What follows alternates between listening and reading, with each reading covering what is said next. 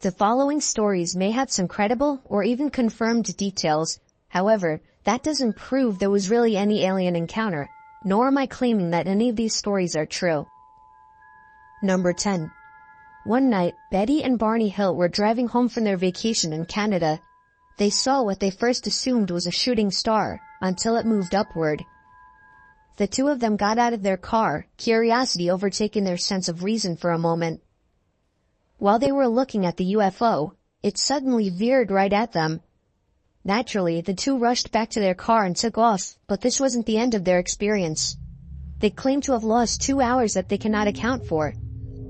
They recalled repressed memories of an abduction while they were hypnotized, and both claimed that their watches stopped after the incident. Number 9. In 2007, Dennis Avahente started waking up to strange noises in his kitchen routinely every night, like pots and pans rustling. Every time he would check, he wouldn't find anything. Then one night, he woke up to a figure standing by his bedroom door. Strangely, he found himself unable to move, as if he were experiencing sleep paralysis. He somehow fell back asleep. The next night, he woke again and saw the same figure, this time much closer and much easier to make out its features. It was tall, skinny, a big long head, and the slightest glow in its eyes. Dennis couldn't move or scream or anything. He watched as the figure slowly left the room, and moments later, he claimed he could move again. The first thing he did was check the window to the backyard, and that's where he claimed to have seen the craft taking off. He was missing a lot of food and fertilizer after the happening. The strange thing, many residents of the town claim to have seen strange lights at night throughout that week, some even travelers from out of state. For what it's worth, there was also a large circular crevice in the ground, right where Dennis claimed the craft had landed. Number 8. 3 women were driving near Stanford, Kentucky when they were allegedly abducted by aliens.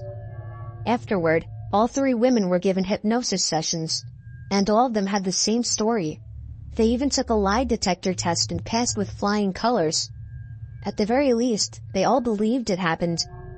Even stranger, many people in the area reported a UFO sighting around the same time the women were abducted. Number 7. One man in Texas claims to have escaped from aliens that abducted him. To support his claims, he supplied pictures that he believes to prove the incident happened. While these pictures may prove enough for some, many will need much better pictures to believe in UFOs. Supposedly, a large UFO was seen near the Dyess Air Force Base in Texas, and some witnesses say it's shown up many times in the surrounding area. Others claim to have seen multiple pulsating orbs near the Georgetown area of Texas. These UFOs were all lined up in 2 rows. Then they vanished. Number 6. Peter Corey was asleep on his couch when he woke up to find 2 strange women in his house. One had blonde hair, the other appeared to be Asian, and the blonde one was clearly in charge. The blonde woman pushed his head into her breast several times, which disoriented him, so he bit down on her breast. The woman didn't appear to react or bleed from the injury. Then the women left. Corey later found a blonde hair that was constricting his foreskin. It should be noted that Corey recently suffered a serious head injury, but the hair makes the story harder to explain. Number 5. A woman named Sonia believed that she was abducted, and days later, she saw a helicopter that was piloted by a strange man in black. That same night, her daughter complained about something pulling at her leg. After this, her husband put CCTVs in the house to record any further happenings. Some who saw the video believe her story, but others may not be so easily convinced. The video shows Sonia instantly disappearing.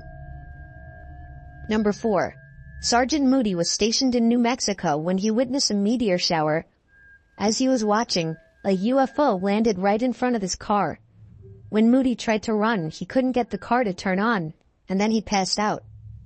Before everything went black, he thought he saw a humanoid shape inside the craft. There was a large chunk of time he couldn't recall, and he later went under hypnosis in an attempt to uncover these repressed memories. According to these memories, when the aliens tried to abduct him, he slammed one of them with his car and punched another. They still managed to subdue him and performed several experiments on him, Number 3. According to 2 teenagers, they were abducted while working at their summer camp, Buff Ledge.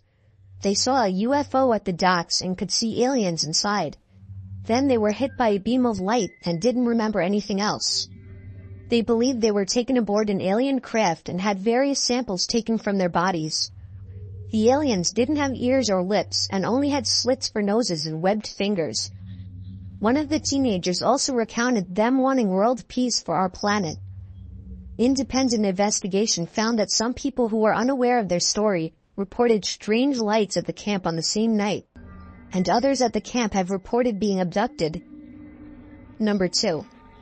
2 twin sisters reported regularly encountering aliens since they were as young as 5 years old. They claimed they would see a light, and then aliens would enter their room and take them aboard their ship. The girls had their own nickname for the aliens, the Bald Men. One of the twins claimed that during an abduction, the entire spaceship became transparent on the inside, and she could look down at the planet below. This story seemed ridiculous, until one day, an unidentifiable footprint was found outside the twins' window. A footprint not belonging to any known creature on Earth. Number 1. In 1978, a man named Dr. Hopkins had been studying a UFO case when he received a mysterious phone call from a man who claimed to represent a UFO organization, which later proved to be false. When Hopkins agreed to talk, the man was at the door immediately. The man was completely bald, even his eyebrows, and didn't actually have lips, but he tried to hide it by wearing red lipstick. He spoke in a monotone voice and made a coin disappear. Then he told the doctor to seize all research and destroy his evidence. The man behaved as if he were running out of power near the end of the encounter and vanished into a light outside. Hopkins had another encounter with the same man, but a similarly odd woman accompanied him. This time, the man made sexually inappropriate comments in addition to behaving in the same strange robotic manner and disappearing mysteriously. Luckily for Dr. Hopkins, this was his last encounter.